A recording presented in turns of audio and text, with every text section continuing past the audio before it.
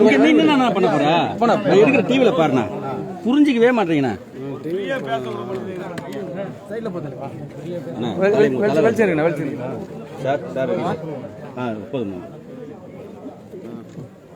கள்ளக்குறிச்சியில் நடந்துள்ள இந்த துயரம் நாட்டையே இன்றைக்கு உலுக்கிக் கொண்டிருக்கிறது.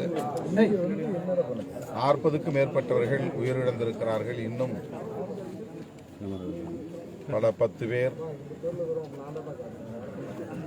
உயிருக்கு ஆபத்தான நிலையிலே மருத்துவமனையில் அனுமதிக்கப்பட்டிருக்கிறார்கள். ஒட்டுமொத்த ஊரே இன்றைக்கு ஒப்பாரி ஓலங்கள் நிறைந்த துயர கோலத்தில் உள்ளது. தெருவுக்கு தெரு, வீட்டுக்கு வீடு மக்கள் கதறும் நிலை ஏற்பட்டிருக்கிறது. நச்சு சாராயம் மிக தாராளமாக புழங்குகிறது என்பது மேலும் அதிர்ச்சி அளிக்கக்கூடியதாக இருக்கிறது. நாள்தோறும் அதிகாலை 5 மணிக்கே இந்த பகுதியில் வெட்ட வெளியிலே வைத்து வியாபாரம் செய்கிறார்கள். 15 நாளைக்கு ஒரு முறை போலீஸ் அவர்களை கைது செய்யும். மீண்டும் அவர்கள் அதே இடத்திலே வந்து விற்பனை செய்கிறார்கள் என்று தாய்மார்கள் கண்ணீர் மல்க கூறுகிறார்கள். அரசுக்கு கடன் இருந்தால் கடை வெட்டியாவது நாங்கள் அரசின் கடனை அடைக்கிறோம், டாஸ்மாக் கடைகளை மூடச் சொல்லுங்கள் என்று பெண்கள் கோரிக்கை வைக்கிற போது நெஞ்சு கணக்கிறது. தமிழ்நாடு அரசு மிக நேர்மையான முறையிலே இந்த வழக்கை விசாரித்து இதற்கு பின்னணியில் உள்ள அனைவரையும், அதிகாரிகளாக இருந்தாலும் கூட அனைவரையும் கைது செய்து கடும் நடவடிக்கை எடுக்கிறார். இந்த ஊரிலே விற்றவர் யார், இந்த ஊரிலே இதற்கு துணை இருந்தவர்கள் யார் என்கிற அளவிலே மட்டும் இல்லாமல் மெத்தனால் என்று சொல்லப்படக்கூடிய அந்த நச்சு பொருள், அந்த ஆல்கஹால் எங்கிருந்து கள்ளச்சந்தைக்கு வருகிறது, இதற்கு யார் பொறுப்பு, யார் யாரெல்லாம் இதில் தொடர்பில் இருக்கிறார்கள் என்பது வரையில் புலன் விசாரணை நடத்தப்பெற வேண்டும்.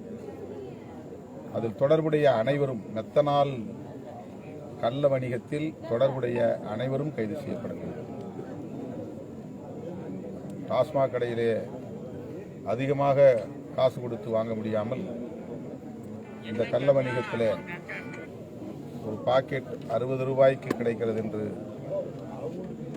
வாங்கி குடிக்கிறார்கள் என பாதிக்கப்பட்ட குடும்பத்தை சார்ந்த பெண்கள் கூறுகின்றனர்.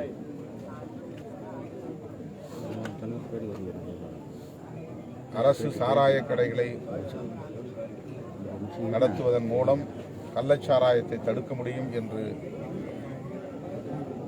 நீண்ட காலமாக நியாயப்படுத்தப்பட்டு வருகிறது.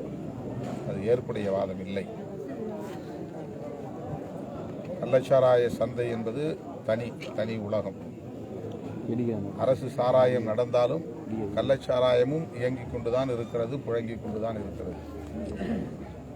எளிய மக்களை குறிவைத்து அது நடத்தப்படுகிறது. மிக மிக எளிய மக்களை குறிவைத்து மூட்டை தூக்கும் தொழிலாளர்கள், அன்றாட கூலிகள் ஆகியோரை குறிவைத்து இந்த கள்ளச்சாராய சந்தை நடந்து கொண்டிருக்கிறது.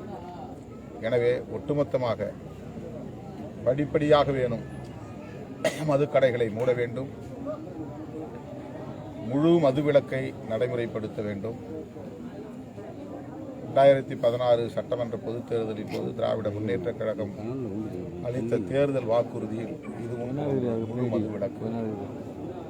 எனவே முழுமையான மதுவிலக்கை நடைமுறைப்படுத்துவதிலே திமுக அரசுக்கு மாற்று கருத்து இருக்க வாய்ப்பில்லை என்று பெரிதும் நம்புகிறோம். அதனை உடனடியாக நடைமுறைப்படுத்துவதற்கு தமிழக முதல்வர் அவர்கள் முன்வர வேண்டும்.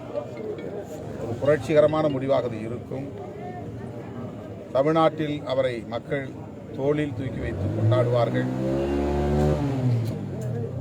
அவர்களுக்கு இதைவிட வேறு மறுவாழ்வு இருக்க வாய்ப்பில்லை. எனவே ஒட்டுமொத்த தாய்க்குளமும் போற்றக்கூடிய ஒரு பெரும் தலைவராக உயர்வதற்கு, காலமெல்லாம் அவருடைய பெயரை மக்கள் நன்றி உணர்வோடு உச்சரிப்பதற்கு இது அரும்பெரும் வாய்ப்பு. துணிந்து முதல்வர் முடிவெடுக்க வேண்டும். படிப்படியாக டாஸ்மாக் கடைகளை மூட வேண்டும். முழு மதுவிலக்கை நடைமுறைப்படுத்த வேண்டும்.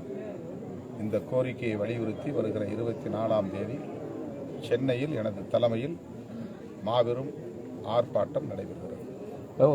ஓய்வு பெற்ற நீதிபதி தலைமையில் ஒரு நபர் ஆணையம் ஒன்று அமைச்சிருக்காங்க. ஆனால் இதுக்கு முன்னாடி அமைச்ச எந்த ஆணையத்தையும் வந்து சரியான தீர்வு இல்லைன்ற மாதிரி ஒரு குற்றச்சாட்டு. இதில் மட்டும் எப்படி சாத்தியமா? தனித்தனியாக இதில் சொல்றது மொத்தத்தில் புலன் விசாரணை முழுமையாக நடக்கணும். அது ஒரு நபர் நீதிபதி ஆணையமா அல்லது சிபிசிஐடி விசாரணையா, இது எப்படி நடக்கும், அது எப்படி நடக்கும், அல்லது சிபிஐ விசாரணையா என்பதல்ல பிரச்சனை. மொத்தத்தில் கள்ளச்சாராயத்துக்கு ஒரு மாஃபியா கும்பல் இருக்கிறது, கள்ளச்சந்தை இருக்கிறது, மெத்தனால் புழங்குகிறது. இது எல்லோருக்கும் தெரிகிறது. ஏற்கனவே மரக்காணம் பகுதியிலே 22 பேர் இறந்திருக்கிறார்கள். சரியாக ஒரு ஆண்டு ஆகிறது. இப்போது கிட்டத்தட்ட 40 பேர் 50 பேரை தாண்டும் என்கிற அளவுக்கு சாவு எண்ணிக்கைகள் கூடிக்கொண்டிருக்கின்றன. எனவே அரசு இதிலே கூடுதல் கவனம் செலுத்த வேண்டும். தீவிரமாக இந்த புலன் விசாரணையை நடத்த வேண்டும். விரைந்து நடத்த வேண்டும். நேர்மையோடு நடத்த வேண்டும். எல்லாவற்றையும் விட அரசு ஒரு கொள்கை முடிவை எடுக்க வேண்டும். மதுக்கடைகளை மூடுவது, மதுக்கடைகளை மூடிய பிறகு கள்ளச்சாராயத்தை முழுமையாக கட்டுப்படுத்த திட்டங்களை தீட்டுவது. மதுக்கடைகளை திறந்து வைத்திருப்பதனால் கள்ளச்சாராயம் தானாக ஒழிந்துவிடும் என்று எண்ணுவது சரியான ஒரு நிலைப்பாடு அல்ல. இதுதான் விடுதலை சிறுத்தைகளின் கருத்து.